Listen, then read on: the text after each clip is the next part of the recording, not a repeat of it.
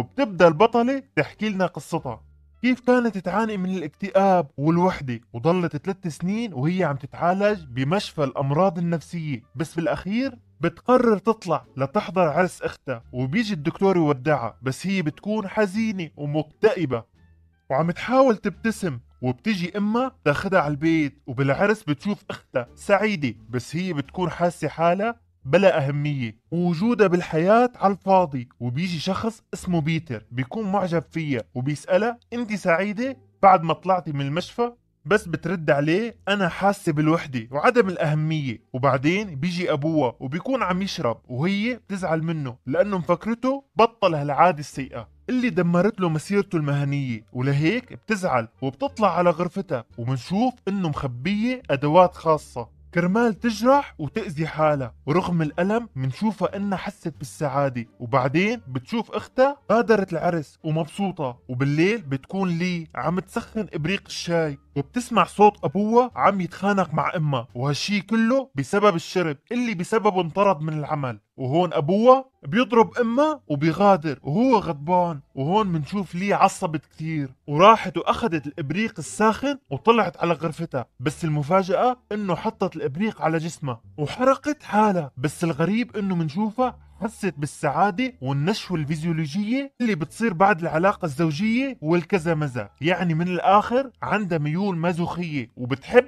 تستمتع بالألم والضرب. وتاني يوم الصبح بنشوف لي عم تعمل دورة تعليم كتابة على الآلة الكاتبة، وبتكون كتير سريعة وموهوبة. امها بتكون جايب السيارة تاخدها، بس امها بتتذكر ذكرى قديمة عن لي لما اخذت سكين المطبخ وجرحت حالها. ولهيك الام لما بترجع على البيت بتحط قفل على الدرج اللي فيه سكاكين المطبخ، ولي بتشوفها وبتزعل كتير من تصرفات امها. بس كمان الام بتخبرها انه تصرفت هيك خوفا عليها من المستقبل. وبعدين لي تطلع تكب الزبالة وبتشوف مجلة فيها اعلان عن عمل، فبتاخدها وبتطلع على غرفتها وبتحدد الشغل اللي بدها اياه، وبتاخد المراي وبتصير تتدرب على مقابلة العمل. بس هون بصراحة بيوجعني قلبي عليها، لانه بنعرف انه هي ولا مرة اشتغلت وما عندها اي خبرة، ومستعدة تعمل المستحيل لتثبت انه وجودها مهم بالحياة. وتاني يوم بتروح تقدم على وظيفة سكرتارية عند محامي، ولما بتفوت بتستغرب من الفوضى الموجودة بالمكان، وبتشوف السكرتيرة القديمة ماسكة غراضة وعم تبكي وفالة. وبتفوت لي لعند المحامي اللي اسمه جراي، وجراي بيعمل معها مقابلة العمل وبيسألها أسئلة غريبة كلها أسئلة شخصية، مثل هل أنت مرتبطة؟ هل أنت حامل؟ هل انت ساكنة لوحدك؟ وبتخبره انه هي غير مرتبطة وعايشة مع اهلها، وبتفرجيه على شهادتها بالكتابة وانه هي معها جائزة بالكتابة على الآلة الكاتبة. وهون المدير بيجي اتصال وبيطلب من لي تروح تعمل قهوة سكر وسط، ولعدم خبرتها بتكب المي على حالها يا حرام. وبس ترجع بخبرها المحامي انه حاسس في شي غريب بشخصيتها، انه هي كتير منغلقة عن نفسها، ووظيفة السكرتارية مملة كتير ورح تعاني كتير بالشغل. بس لي بتكون كل طموحها بالحياة تتوظف وتحس بأهمية وجودها، وبتخبره انه هي مستعدة تعمل اي شيء كرمال تتوظف. والمحامي جراي بيرد مبروك انت انقبلتي بالوظيفة. وبس تطلع لبرا بتكون اما ناطرتها، وبتنصدم اما انه بنتها انقبلت لانه ما عندها ثقة بمؤهلات بنتها. وتاني يوم تبدأ لي أول يوم بالشغل، وبترتب المكتب والأوراق وبتنظف الفوضى، وبتحمل أوراق جراي وبتبعت الرسائل للعملاء. بس بعدين جراي بخبرها إنه بالغلط رمى أوراق مهمة بالزبالة، ولي كرمال ترضيه تعرض عليه تروح تدور بالزبالة. وبتروح فعلا وبتدور بطريقة وجعني قلبي عليها، وبتلاقي الأوراق فعلا. وبس تعطيه الأوراق بخبرها إنه لاقى نسخة تانية منهم بالمكتب، يعني راح تعبها على الفاضي. وجراي كمان بيطلب منها شغلات تانية تعملها بالمكتب وتحط مصائد للفئران. وبتروح لي على الزاوية وبتنحني لتحط المصيدة، وهون المدير بيشوف لي وبصير يتطلع على الخلفية المميزة.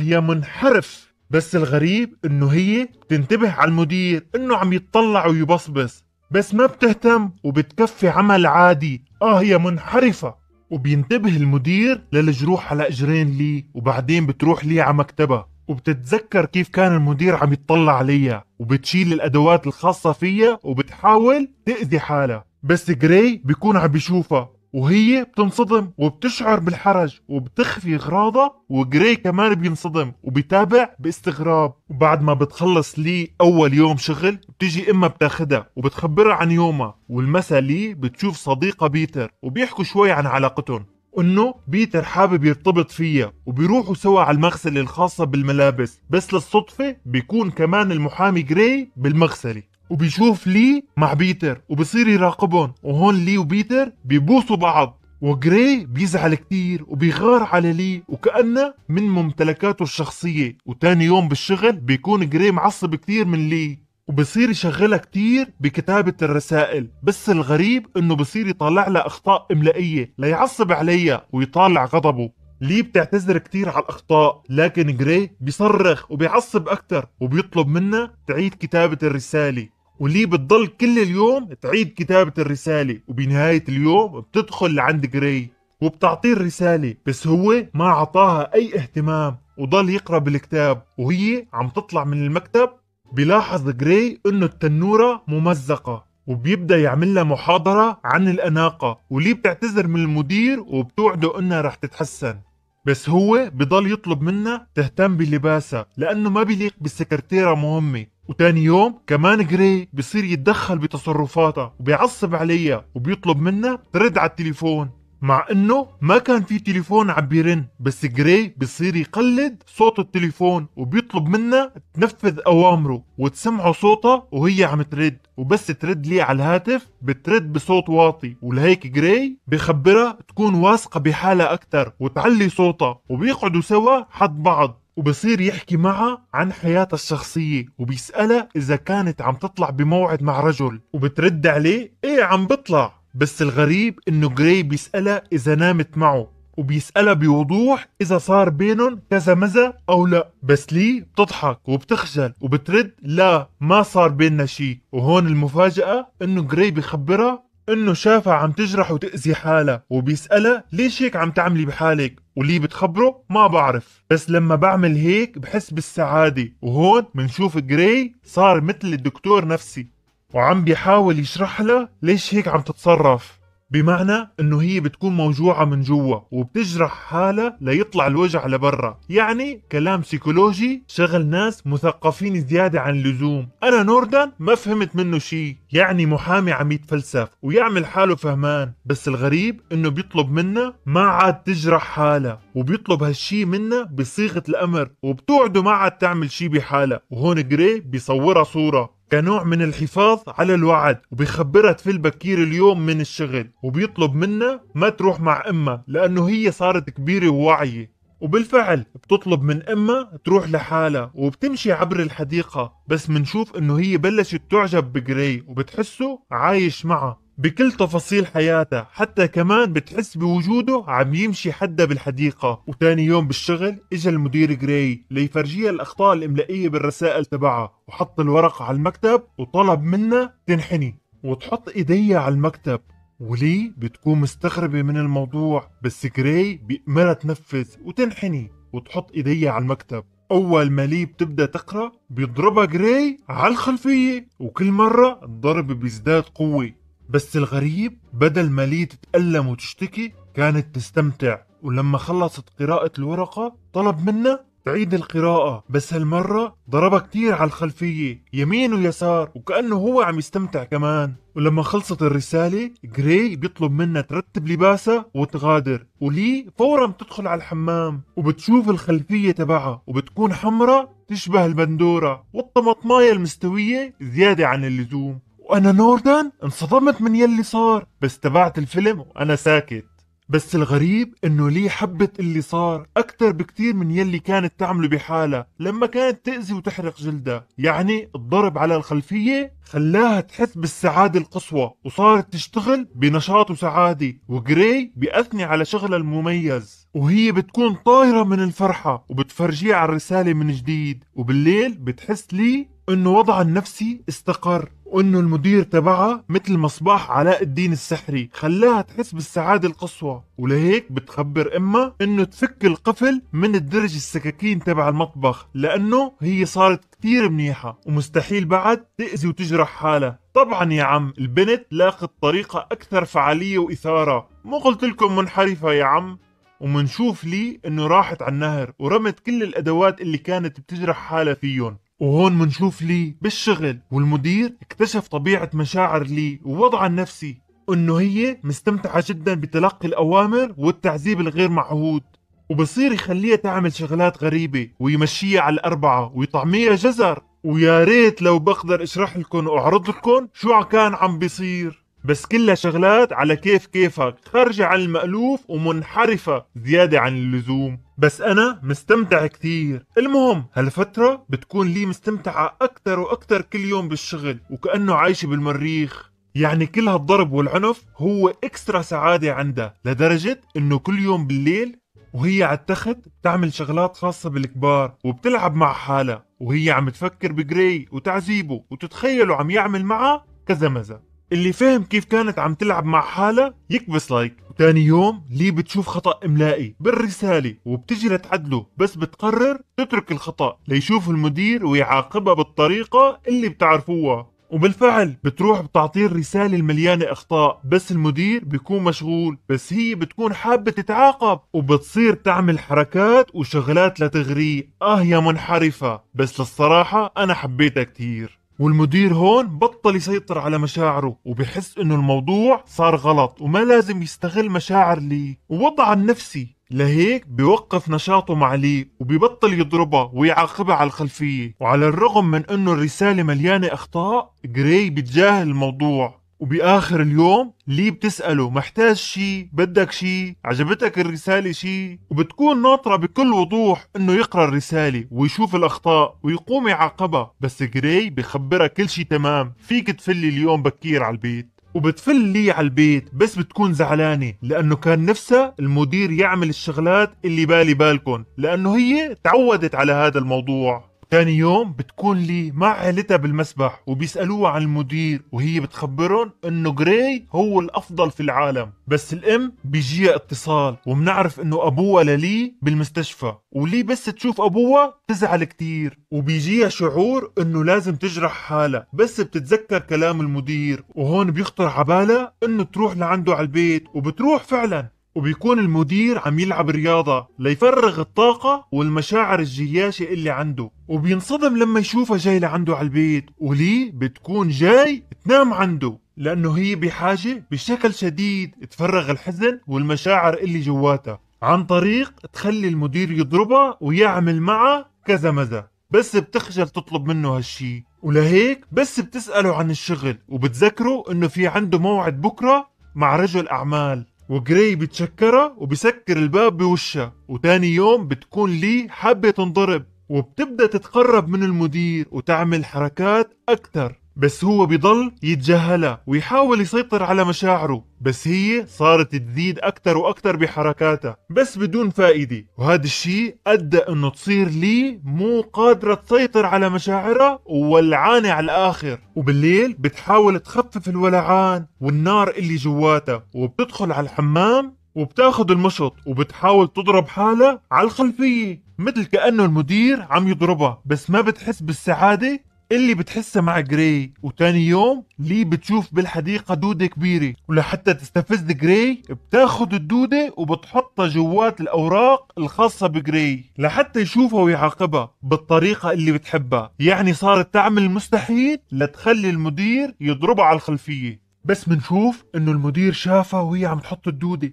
قرر يتصرف عادي. وهون لي بتقرر تفرغ النار والمشاعر جواتها مع بيتر، بس بيتر بيكون شخص لطيف وكيوت وما عنده هالحركات، وبتحاول تطلب منه يضربها على الخلفية وما يخاف، بس هو ما بيفهم شو بدها ولا بيعرف كيف يخليها تشعر بالسعادة. بس بالأخير بيعملوا كذا مزة مع بعض، بس لي ما بتنبسط نهائيا وبتشعر بخيبة أمل كبيرة، وكل تفكيرها بيكون عم بدور حول جراي وأساليبه الخاصة اللي بيخليها تشعر بالسعادة القصوى. تاني يوم منشوف جراي فتح الأوراق وشاف الدودة، وبالفعل هون المشاعر والنار بتشتعل جواته وما عاد بيقدر يسيطر على مشاعره، وبينده على لي وبيطلب منها تحط ايديها على المكتب كالعادة، بس هالمرة بيطلب منها تشلح التنورة والأندروير، وهي بتنصدم بس بيخبرها انه ما رح اعمل معك كذا مزة ونفذي شو عم اطلب منك وبس. وهي هون بتنفذ وبتشلح الاندروير، بس المدير هالمرة ما بيضربها بس بيتفرج عليها وبيعمل كذا مزة مع حاله، يعني من دون ما يشارك لي بالموضوع، بس كمان لي بتنبسط بالجو العام. وبعد ما تطلع من عنده بتفوت على الحمام وبتعمل كذا مزة مع حالها وهي عم تتخيل جراي والموقف اللي صار. وبالليل بتضل لي تفكر بيلي صار اليوم مع جراي، وبتسمع أشرطة تحتوي على معلومات كيف تسعد شريكك من خلال الضرب والتعذيب. ثاني يوم بعد اللي صار بقرر جراي يطرد لي لأنه خلص ما عاد قادر يسيطر على مشاعره تجاهها، وانكشف المستور وبيطلب من لي تجي لعنده، وهون بيتصرف معها برسمية وببرود كأنه أول مرة بيشوفها، وبيسألها نفس الأسئلة بمقابلة العمل أول مرة شافها: هل أنت مرتبطة؟ هل أنت حامل؟ وبعد الأسئلة بخبرها إنه ما عاد قادر يكفي عمل معها بسبب سلوكها الغريب ورغباتها الغير طبيعية وحركاتها المثيرة جدا، وبيطلب منها تضب اغراضها وترحل، بس لي بتطلب منه فرصة تانية لكن جراي بيرفض، وهون لي بتعصب وبتضرب جراي كف وبتخبره انه هي كانت عم تنفذ اوامره، بس جراي بيضل مصر على قرار طرد لي، وبتغادر لي وبتحمل اغراضها وبتفل وهي عم تبكي. وهون لي بتتذكر الموظفة السابقة اللي شافتها اول يوم عمل كمان كانت فالة وعم تبكي، شكله جراي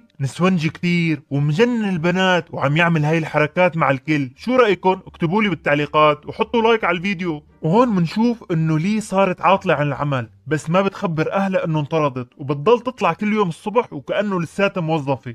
ومنشوف رجعت تحكي مع بيتر وتهتم فيه، وهون بيتر بيستغل الموقف وبيطلب ايدها للزواج، ولي بتوافق كردة فعل وإحباط من علاقتها مع جراي، بس بيوم العرس ما عاد بتستحمل فبتشلح الغطاء وبتعطي الخاتم لبيتر وبتركض وبتروح لعند جراي وبتخبره انه هي بتحبه وبتحب اسلوبه، بس جراي بيرفض اي علاقة من جديد معه وبيحاول يطردها لبرا، بس هي بتضل تقنعه بتخبره بحبك، ولحتى يخلص منها جراي بيطلب منها تحط ايديها على المكتب وتفتح اجريها وما تتحرك نهائيا لحد ما يرجع، وهي فورا بتنفذ وبتسمع كلامه وهو بيغادر المكان وبصير يراقبها من الشباك. وهون جراي بيتصل مع بيتر وبيخبره تعال شوف عروستك عندي بالمكتب، وبالفعل فورا بيجي بيتر وبيشوف لي وايديها على الطاولة وبينصدم كتير وبيطلب منها توضح شو عم بيصير، بس لي بتطلب منه يغادر فورا وبتخبره ما بحبك، بس بيتر بيزعل وبيحاول يطالعها من المكتب بالقوة لكن هي بتضربه كف وبترجع للمكتب وبتحط ايديها مثل ما طلب جراي. ومنشوف انها ضلت لليل على نفس الوضعية حتى انه ما فاتت على الحمام وعملتها على الكرسي، والاغرب انه مضى اسبوع وهي لساتها ناطرة على المكتب لحالها ودية على المكتب، واهلها ورفقاتها عم يزوروها ويقنعوها تطلع برا المكتب، بس هي رافضة اي حركة من غير ما يرجع جراي، وكمان اضربت عن الاكل والشرب. وهون تحولت قصة حب لي وجراي لقضية رأي عام وبتيجي الصحافة، ومنشوف انه جراي عم بيراقب لي بس عم بيحاول يتجاهلها ويفرغ كل مشاعره الولعانة بالرياضة، بس اخر شي مشاعر الحب تنتصر وبيجي لعند لي وبيكون شكل لي متبهدل على الاخر، وبيحملها جراي وبياخدها لعنده على البيت وبيحممها حمام جميل جدا وبيعملوا كذا مزة لأول مرة بالفيلم، وبتكون لي عم تحس بأروع لحظات بحياتها، سعادة مطلقة، حب وضرب وكذا مزة، لدرجة بتصير تعشق كل تفاصيل جراي وبتسأله وين ولد ووين عاش ومع مين عمل أول كذا مزة بحياته. وبعد أيام منشوف جراي ولي تجوزوا وعاشوا حياة سعيدة مليانة كذا مزة بطريقة منحرفة، ولي ما تخلت عن ممارساتها الغريبة وكانت تحب تستفز جراي كرمال تتعرض للتعذيب والضرب، مثل كانت تحط صراصير على التخت كرمال يرجع جراي ويعاقبها ويضربها. وهيك بيخلص الفيلم. لا تنسى تعمل لايكك الجميل للفيديو واشترك بالقناة ليوصلك الفيديو الجاي لأنه الفيديو خطير جدا. إذا بدك اسم الفيلم اكتب لي بالتعليقات وانضم لعائلتنا بالقناة. كان معكم نوردن، يلا سلام.